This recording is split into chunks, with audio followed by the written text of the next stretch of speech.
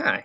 Today we're going to talk about Pear Deck and examine how we can use that in our classrooms and as a part of Google Slides. So it's a really great tool to capture some formative assessments and some feedback from students, as well as some engagement, whether students are in person or virtual. And as we are primarily virtual these days, I figured this would be a helpful tool to walk through. So as laid out here on the slide, it's really easy to set up. If you haven't already, go to the add-ons and check and see if you've got Pear Deck for Google Slides already here. If not, you can click Get Add-ons and search for Pear Deck and install it from this screen. But assuming you already have it, it would be right here, and you just click, and it opens up a sidebar on the right side of the screen.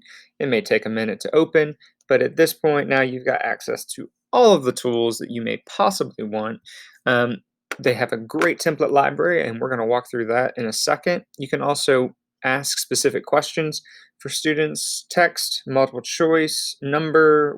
You can provide a website, draw, drag, a lot of different ways to engage students.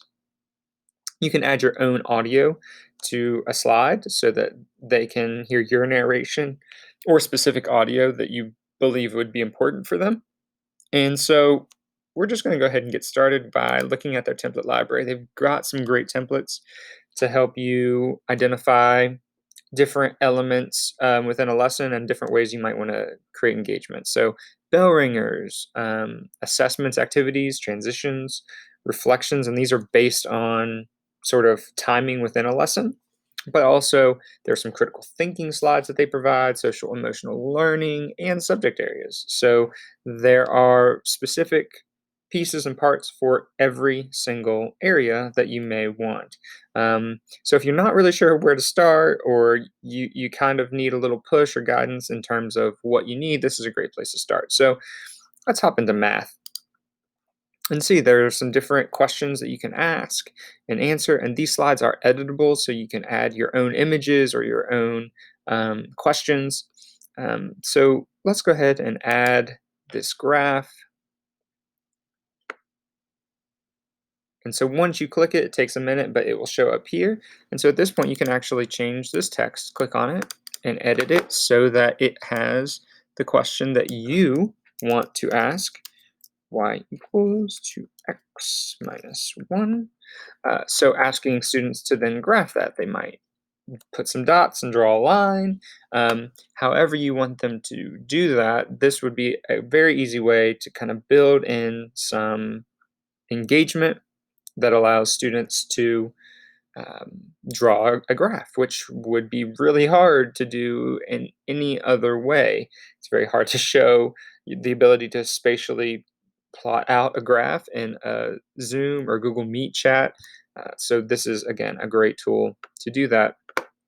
You'll notice that there are some things that they ask you not to remove or not to change, and these are interactive slide bars and different things, but the majority of it is editable, even the numbers on the graph. So if you needed to change the scale, you can do that as well. Let's go back and let's look at another content area. Let's go ahead and dive into science. And you can see that they have these labels of types so they can draw.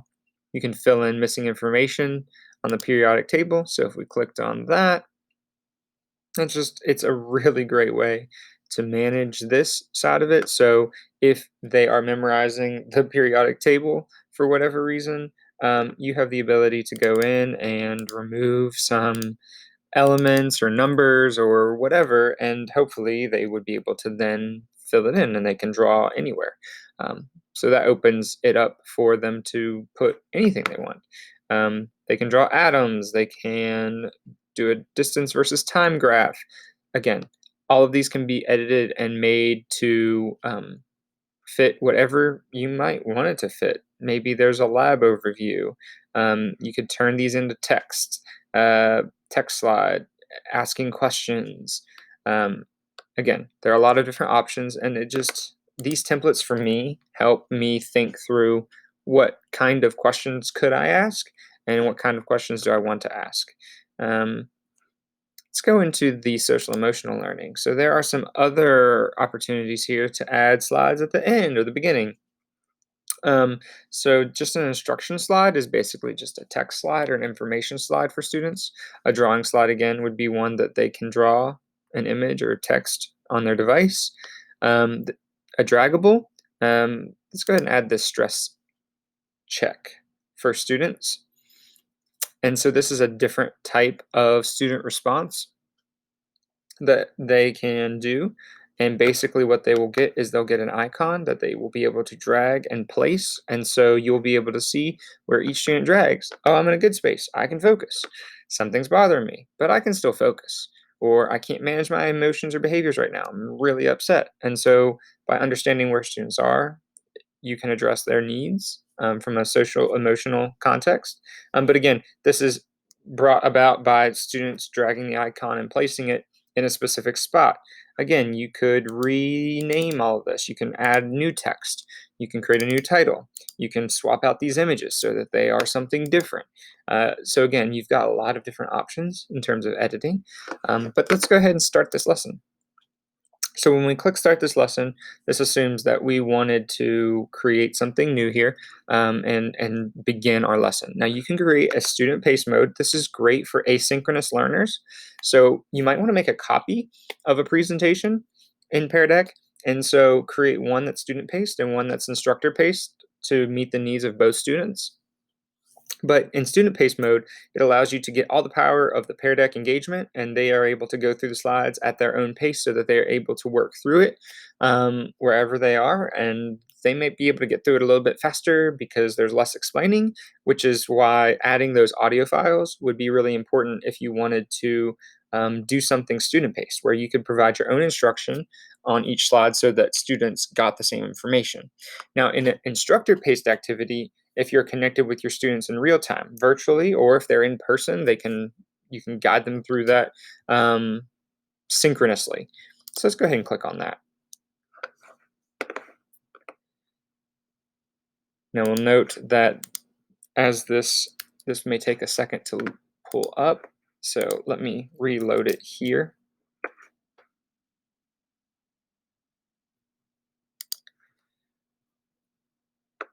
So basically what you will get here is you'll have this code, joinpd.com. They get this nice code, and at this point, you would then be able to share and then wait for students. And as they start popping in, you will see if students are connected. So as we wait for a student to connect, it is important that you have students fill this out and get there pretty quickly. It is fairly simple to get there, but it is something that could take a minute or two um, for some students to arrive. Um, let's see.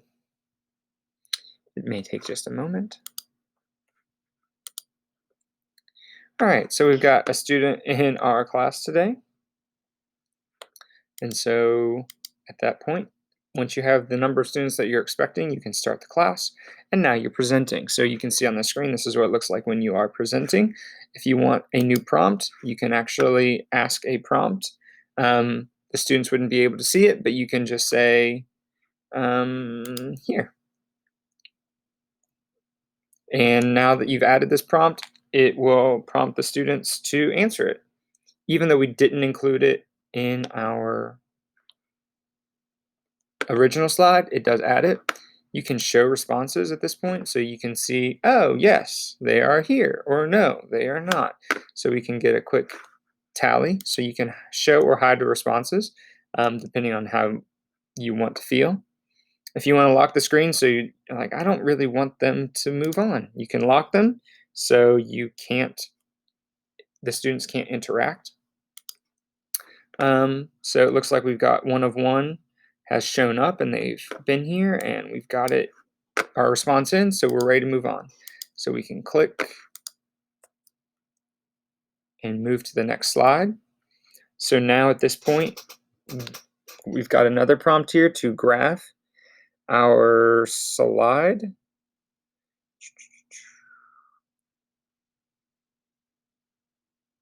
And we are trying to draw a slide with a graph.